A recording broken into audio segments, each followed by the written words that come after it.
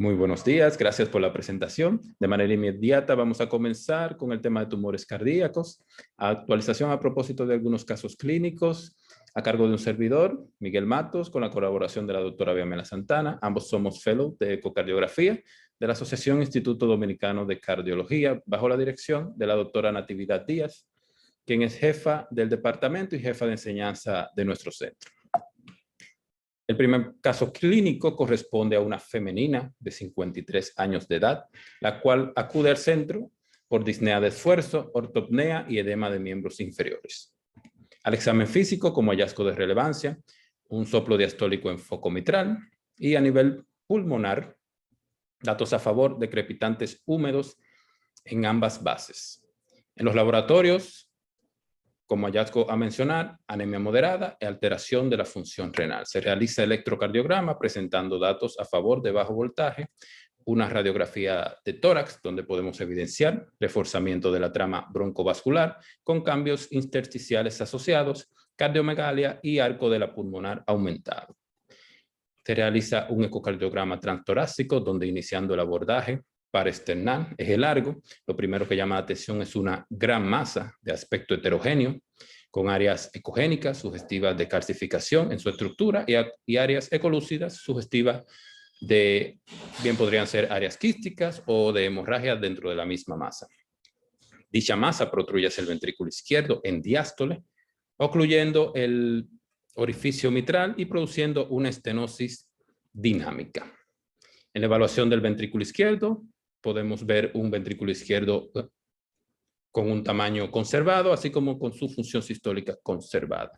Continuando con el abordaje, a nivel paraesternal, eje corto de grandes vasos, podemos evidenciar la masa ya descrita, adherida al septum interauricular mediante un pedículo.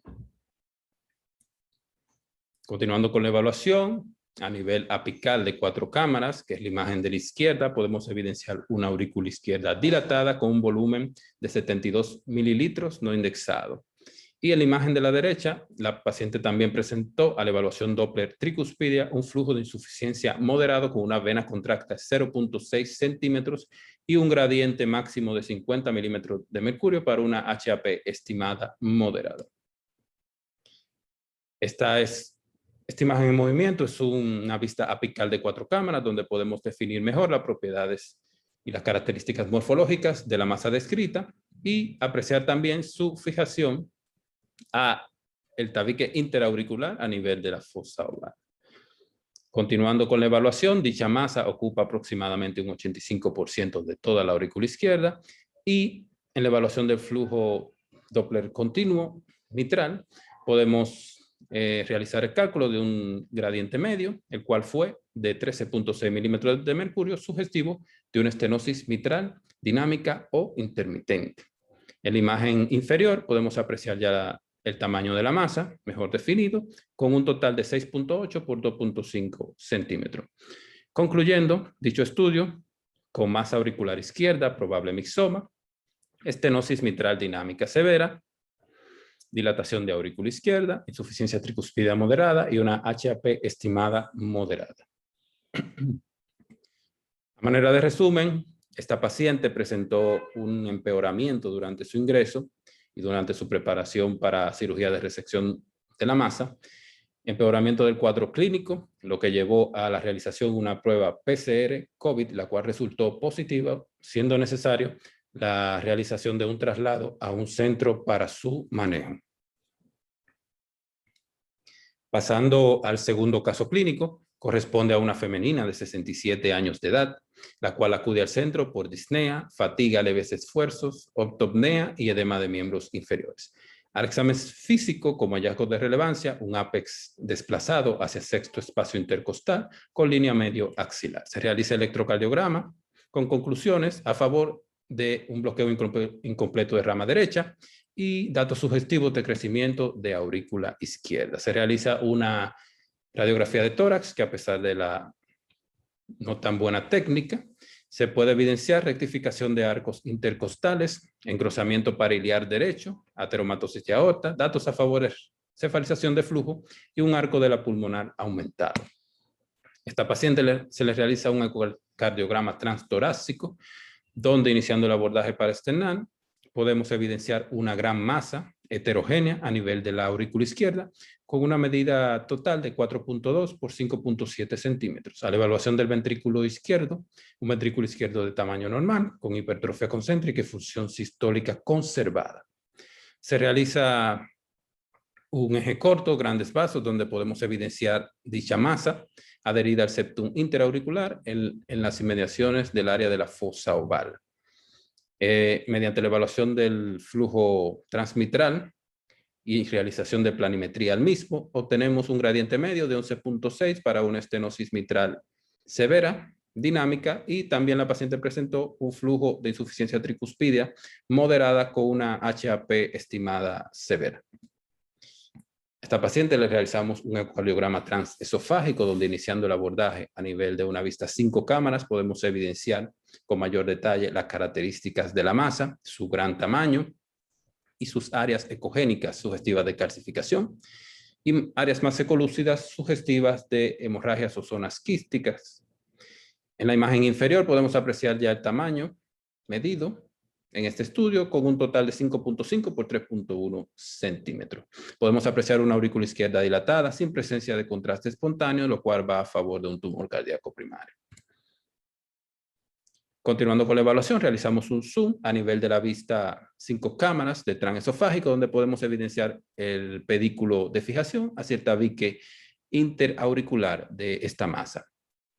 Hacia la derecha, una vista de eje corto, donde evidenciamos también las características ya descritas de la masa. Concluyendo el ecocardiograma, con masa auricular izquierda, probable mixoma, una doble lesión mitral a predominio de estenosis severa, dinámica y una insuficiencia leve, una dilatación biauricular, una insuficiencia tricuspidia moderada y una HAP estimada severa. El tercer caso clínico corresponde a un masculino de 40 años de edad, el cual consulta por síndrome constitucional, fiebre, dolor torácico, artralgias, cefalea, pérdida de peso, aproximadamente 20 libras, disnea de reposo y leves esfuerzos. Dicho cuadro clínico de aproximadamente 3 meses de evolución. Al examen físico sin hallazgo de relevancia y en los laboratorios anemia moderada con alteración de la función renal. Se realiza el electrocardiograma, el cual no se evidencian grandes cambios.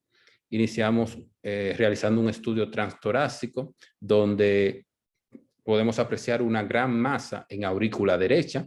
Dicha masa es de bordes regulares, aspecto heterogéneo, y como podemos evidenciar en la imagen apical de 4 cámaras de la derecha, dicha masa tiene en su parte media áreas ecolúcidas, sugestivas bien de región quística o hemorrágicas. Dicha masa ocupa el 80% de la aurícula derecha aproximadamente.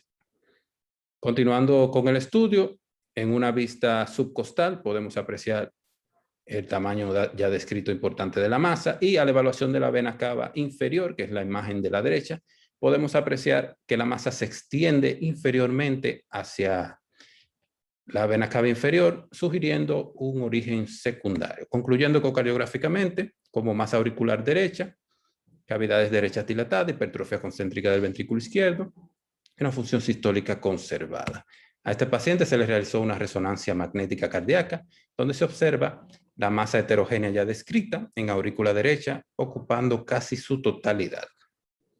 Dicha masa ejerce un efecto de masa, valga la redundancia, sobre la aurícula izquierda. A la aplicación del contraste, se observa realce tardío heterogéneo de la masa en aurícula derecha, sugestiva ya de áreas de necrosis en la misma. En la imagen de la derecha, muy importante, en este paciente podemos evidenciar que dicha masa se extiende inferiormente hacia la vena cava inferior, la cual está importantemente dilatada, se describe un diámetro máximo de 4.7 centímetros, hasta su segmento visualizado en abdomen, donde se puede apreciar lo que es una masa renal derecha no bien delimitada. Concluyendo la resonancia como masa heterogénea en aurícula derecha con extensión inferior de la vena cava de probable origen secundario. Cabe destacar a manera de resumen de la evolución de este paciente que en septiembre de 2020 fue diagnosticado con carcinoma renal. 3 meses posteriores fue llevado a tratamiento quirúrgico por el mismo y actualmente está en resección, en plan de resección de la masa de la aurícula derecha para continuar con quimioterapia. Ya pasando un poco a la parte teórica, a pesar de que el tiempo es corto, hablarle un poco de los tumores cardíacos. Desde que se conoce su incidencia, los tumores cardíacos se han caracterizado porque tienen una baja frecuencia, así como constituir un desafío diagnóstico y terapéutico. Diferentes estudios de autopsia han reportado una prevalencia no mayor a 0.02% de la población general, destacando que solo el 5% del total de estos que afectan el corazón corresponderán a tumores cardíacos primarios. Aproximadamente 75-80% de estos van a ser benignos y más de la mitad de ellos corresponderán a mixoma y ya el otro porcentaje a otros como el fibroelastoma papilar, lipoma, fibroma y hemangiomas. Cuanto a la presentación clínica, lo más común es que se presente insuficiencia cardíaca con disnea, embolias, trastornos de la conducción, síndromes constitucionales, como vimos en el tercer caso clínico, muerte súbita y muchos pacientes pueden cursar asintomáticos donde el hallazgo suele ser incidental a la realización de un ecocardiograma por estudios de disnea o otros factores. También en los estudios post-mortem y también en la realización de cirugía cardíaca por otro motivo. En cuanto al estudio diagnóstico de lesión, va a ser el ecocardiograma, ya que va a proporcionar información acerca del tamaño, la extensión, ubicación y su repercusión hemodinámica. No obstante, será necesario la realización de otros estudios complementarios para determinar características como son la resonancia magnética cardíaca, tomografías e incluso tomografía por emisión de positrones para lograr una mejor identificación de la masa y de su extensión extracardíaca. Cuanto al tratamiento, eminentemente quirúrgico, suele ir de la exéresis simple de la masa hasta el trasplante cardíaco. Hablando un poco de los mixomas auriculares, que son los más frecuentes, como ya mencionamos, el 50% de todos los tumores cardíacos van a estar representados por los mixomas. Su incidencia va a ser mayor en mujeres, se describe 2 a 4 veces más que en hombres. El origen celular todavía es tema de debate, aunque se proponen células mesenquimales pluripotenciales, y su localización más frecuente va a ser en el septo interauricular adyacente a la fosa oval y representan el tumor de mayor resección. Estos usualmente tienen una base estrecha de unión o fijación a la pared cardíaca, la mayoría, que es el pedículo, ya mencionado, la mayoría, el 75-80% está localizado en la aurícula izquierda y el restante en aurícula derecha. Se considera ya excepcional encontrarlos en otras áreas como en aurículas o ventrículos. Y su edad promedio de aparición es entre la tercera y sexta década de vida por lo general. En el ecocardiograma se van a observar como masas heterogéneas con dos apariencias básicas, polipoides y papilares. Las polipoides son más grandes, tienen un núcleo más desigual y una superficie más lisa. Las papilares suelen ser más pequeñas, de una apariencia más estirada y suelen tener en su superficie vellosidades, lo cual las hace producir fenómenos embólicos en mayor frecuencia que en las polipoides. En cuanto a los tumores cardíacos malignos, vamos a tener que los no primarios son mucho más frecuentes que los primarios. Pueden afectar al corazón ya sea por extensión directa, diseminación hematógena, linfática o por extensión intracavitaria a partir de la vena cava inferior, como vimos en nuestro tercer caso clínico. La afección cardíaca por tumores malignos metastásicos se produce principalmente hacia pericardio y epicardio, y su procedencia suele ser principalmente de tumores hematológicos, pulmón y mama.